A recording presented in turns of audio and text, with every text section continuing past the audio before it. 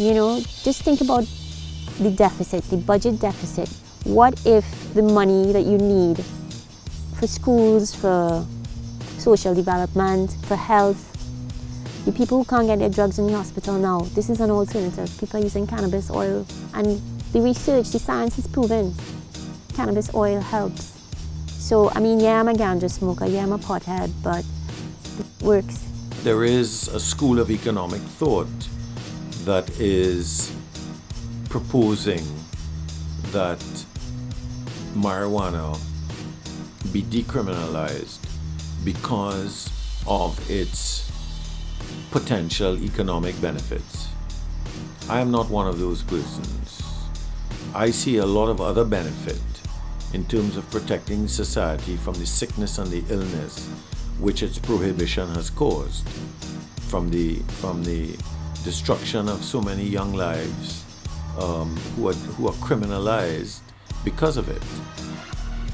But the economic argument can be promoted from the point of view that the marijuana which is grown, particularly in Jamaica and St. Vincent, is of such a high quality that it could possibly, if added to the repertoire of features which we could offer foreigners, it could be added to the attractions which our region provides to overseas visitors. I do believe so.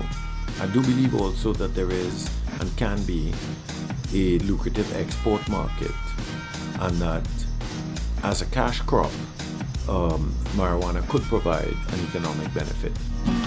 Any sick you got to cure it. Ganja a medicine. At the time that alcohol was prohibited, it was being consumed in many places while it was prohibited, including some very high places.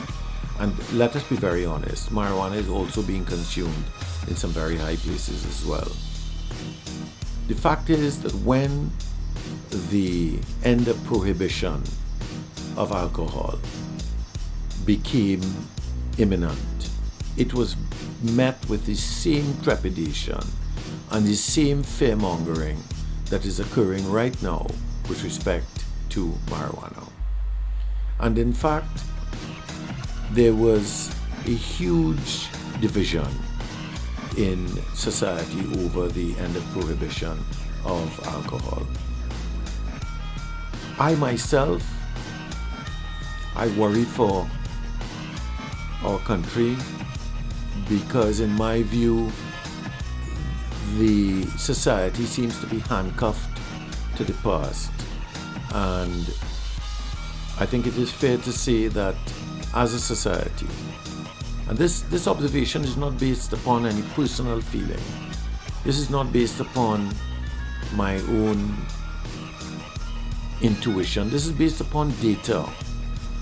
This society is suffering from a massive case of paralysis. We are not making any changes. Very little is happening to change any of what we are complaining about.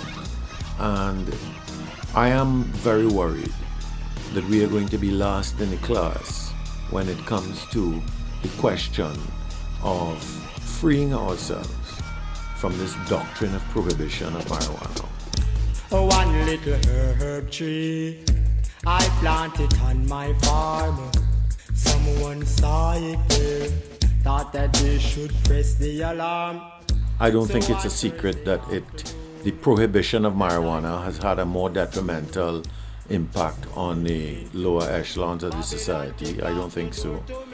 I think that that they are more exposed to the possibilities of arrest for marijuana because unfortunately and understandably the poorer classes of people are profiled for searching and checking, so that a policeman that sees, a little black boy at 10 or 11 o'clock at night walking along the street is more likely to stop him and search him than he would someone who is perhaps, dressed better or considered to be from a higher echelon of the society.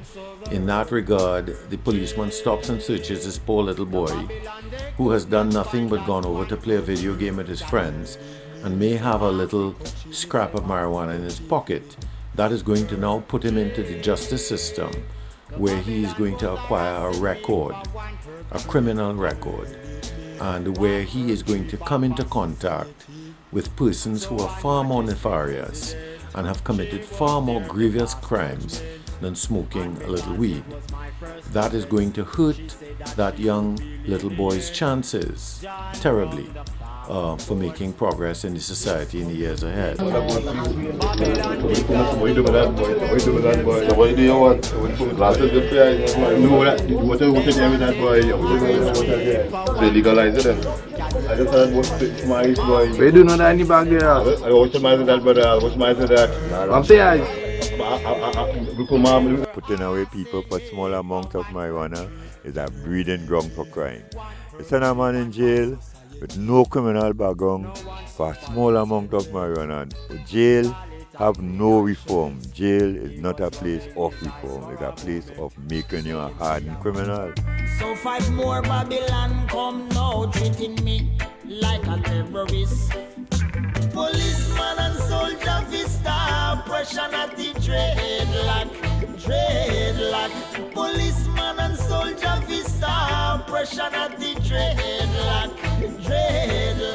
But you see that businesses so they push their agendas now. Them thing is business. They push their wicked agendas. But we don't need more jail. No, more jail don't solve crime. It make crime worse. More people in jail make crime worse. At times it had less people in jail, it had no crime. So we have to come back where we could get less people in jail. I'm saying the original policy, which was repressive and prohibitionary in approach, was at cross purposes with its own stated objective, which was to deal with a problem of addiction. One has to ask whether the policy intent was ever fulfilled, whether this idea of dealing with addiction and widespread drug use has ever been successful. From all evidence, it doesn't seem to be the case.